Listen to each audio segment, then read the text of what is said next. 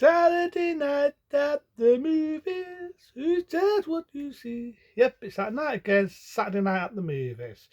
Why not?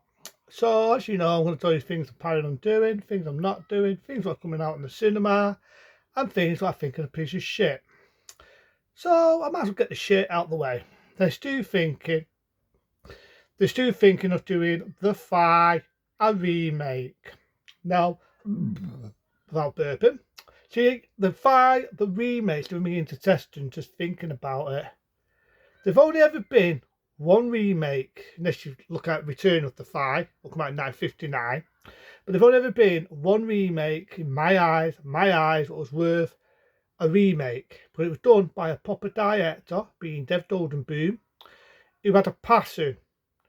He wanted to get an old film from the late 1950s, was taken off a book, a sort book, I should say, on Playboy Mag, and he wanted to make something what was a typical B monster film from the 50s, because that's what the original one was, and make it his own film. See, back then, when they did a remake, it wasn't like every 2 fucking minutes. The Thing, as we all know, the John Carpenter's Thing, it was a remake from the classic 1950, from the grand one, yeah, the 1951 typical sci-fi monster film, which was called A Thing from Another World.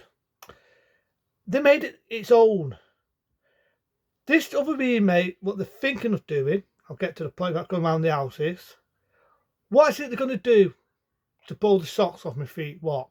Are they going to make it like the 1958 one, where a guy goes in a pod, comes out with a fire's fucking head on his body, on a bag stuck on his fucking head? What are they going to do? What are they going to do? Or they're going to just copy beat for beat from the classic one with Jeff Goldblum, Gina Davis, and having slowly change. But in today's era, it's going to be CGI. I tell you that, I'm a psychic. It's going to be shitty CGI. It ain't going to have the art what the 86 one had. The acting, that the back of me, that's what you're going to get.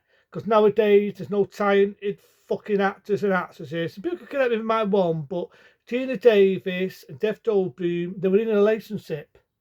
When they did Earth Goes Easy in 89, they were also getting married. So you felt that connection. You felt that love. This remake, you're not going to get none of that shit. It's going to be CGI or tassel. They're going to push you out on the 18. And I know it. I'm a psychic. What is it going to do to impress me? And I keep saying it. And I keep repeating it. If it's not broken, why fix it? Why fix it? See, this is what's wrong with Hollywood these days. They've got to remake everything. Everything going. I'll do it because I'm on a roll. I'm on a rock and roll. Digging up from the fucking past. Into the remake. No desire to see it. Still got no desire to see it.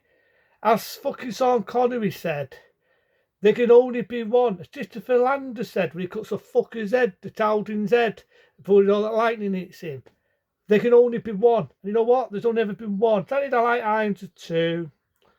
For one thing, Sean Connery. Yeah, and I like that Blade Runner sort of feel to it. The third one, technically that was a remake. The series, was it needed? Time to make it serious. They just had to make a utility out of a utility out of a utility. See how much they can fucking dig it out and throw at the audience.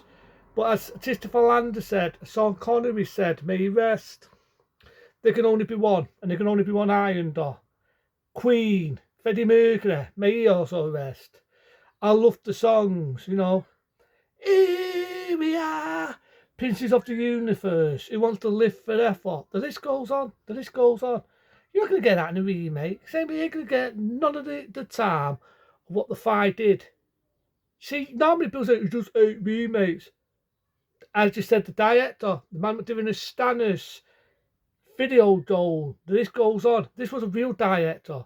What is the need of remaking something what doesn't need remaking? What's the need? I just said it, rewind back. If it's not broken, why fix it? Anyway, some tearful news. So I'm going to keep talking. Eventually I'll get onto the 87 He-Man. And then blah, blah, blah, blah. I'm going to keep doing the Sword and Sorcerers. I'm not done them next. I've had a few other topics. Like politics lately was pissing me off with things that are going on, still is. But I won't take my mind off politics at the moment. I've already heard some depressing news, which I'll get to one day during the week, which definitely sums up our wonderful new Prime Minister, Evan help us. So at the moment, you know, I do movie, I do news, I do topics, I do whatever I feel like on my channel, because, you know, I do it for an hobby.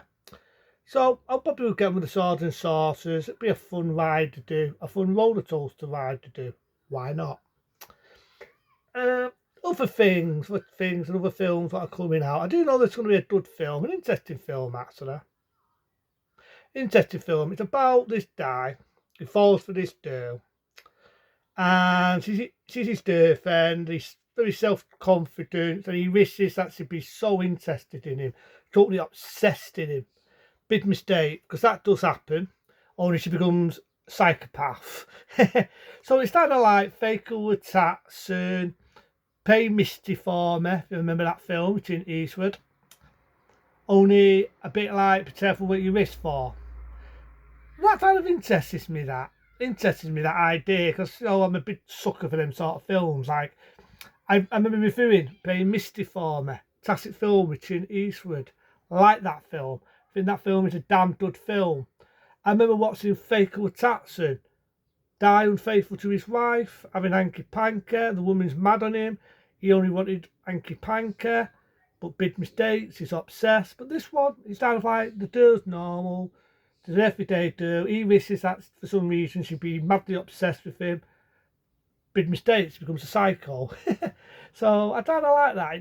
To me, it's a different type of gnome. It's that saying what I just said, rewind back, Pay Mister, Fatal Attraction. I'm sure there've been other films similar to that nature as the days went on, but this one, it's a bit of fantasy. It's definitely a lot of horror.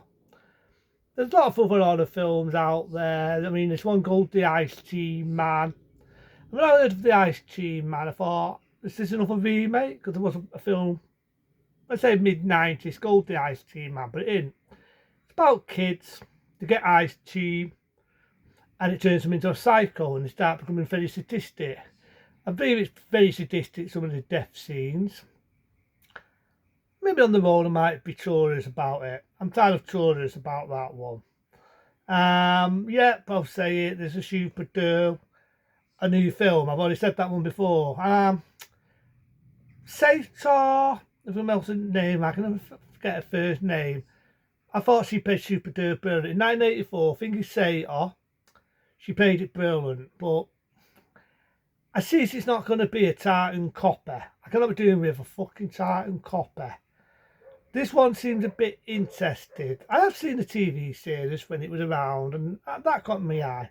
I do remember the two adult versions of Superdurl, different story.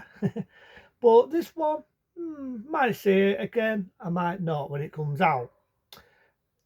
I've heard rumours they might be making a She-Ra movie, as well as the second He-Man when it comes out there. Different story. But these are the things what will be out, things I'm interested in talking about, and so on. But until then, Saturday night at the movies. Who dares what you see?